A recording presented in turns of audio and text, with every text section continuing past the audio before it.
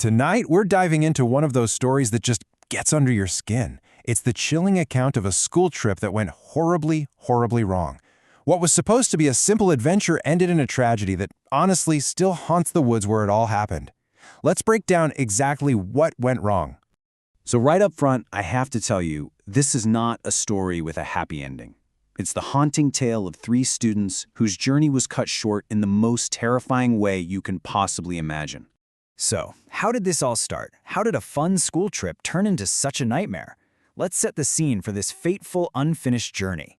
Okay, so picture this. A group of kids on their way to Shimla for a school trip. But late at night, in the middle of nowhere, their bus breaks down. With no other choice, the teachers find a nearby hotel to check everyone into.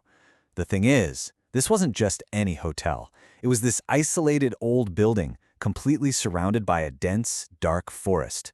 The perfect stage for something terrible to happen. 3 friends, Ayush, Aman, and Rohan, are all sharing a room, and as they look out their window, they spot it. A single, shimmering lake deep within the moonlit woods. It looked mysterious, and to them, it looked like an adventure they just couldn't resist. You know how kids are.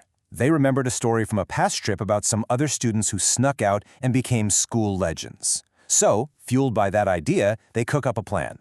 They'll sneak out, find that lake, snap a few pictures, and come back as heroes. A simple, naive plan that would end up sealing their fate. And just like that, their little adventure was about to become a deadly mistake. This was the point of no return. So they sneak out at 10 p.m. The lake looks so close from the window, but after an hour of stumbling through the dark, dense woods, they were nowhere near it. The cold was really starting to bite, their phone signals were completely gone, and then that chilling realization hit them. They were completely and totally lost. They finally decided to turn back, using their phone flashlights to see. Ayush and Aman were walking just a little bit ahead, and when they turned around to check on their friend, Rohan was just gone, vanished. Panic starts to set in. They're calling out his name, but all they hear back is silence. They're alone, they're lost, and now one of them is missing. The real question is, was he really alone, or had something else found him first? And then suddenly, a strange noise cuts through the quiet. It's this rhythmic, scraping sound, almost like someone was digging a hole in the middle of the forest. Cautiously, they follow the sound, and when they peek through some bushes, they find him. It was Rohan, digging frantically in the dirt with his bare hands. They call out his name, a mix of fear and relief in their voices. He stops digging, and then, very, very slowly, he turns to face them. But the person looking back at them wasn't their friend. His eyes were pure, pitch-black voids, just filled with this unexplainable, terrifying rage. The change was absolute. When Aman reaches out to touch him, this thing that looks like Rohan screams and shoves him with this insane, superhuman force, sending him flying.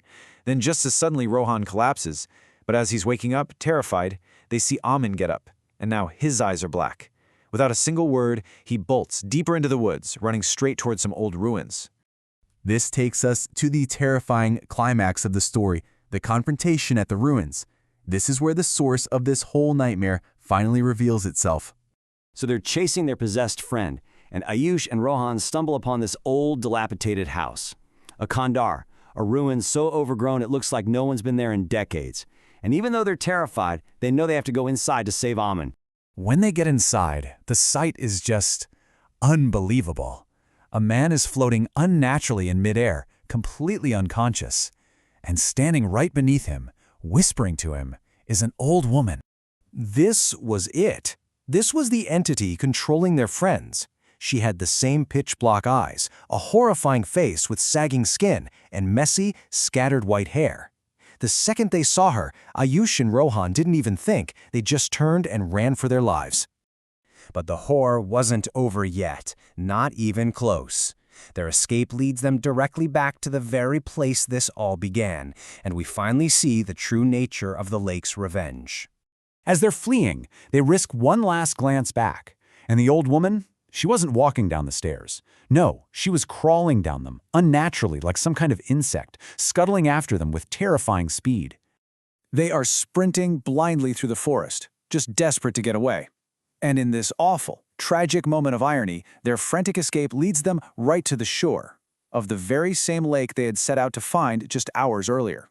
In their panic, they stumble and fall into the freezing cold water, and immediately it feels like unseen hands are grabbing them, pulling them down.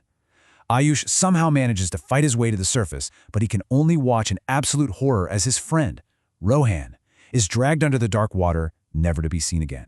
Ayush just passed out from the shock. When he finally woke up, the nightmare was over, but the horrifying truth behind it all was just beginning to unfold. He wakes up back in his hotel room. He rushes outside, and he's met with the sight of police cars, an ambulance, and on the ground, 2 figures covered in white sheets, 2 bodies, Asma and Rohan. The police called it a tragic accident, a drowning. But the locals, well, they knew the real story. They told the legend of an old woman who once lived peacefully in that forest. But some villagers, wanting her land, brutally murdered her and threw her body into the lake. And now, they say her vengeful spirit haunts the area, taking revenge on anyone who dares to venture near her lake at night. It was a story the 3 friends could never have known, a horrifying lesson they learned far, far too late. It leaves you with one final haunting question. If that woman's spirit is still seeking revenge, whose spirits are now trapped there with her?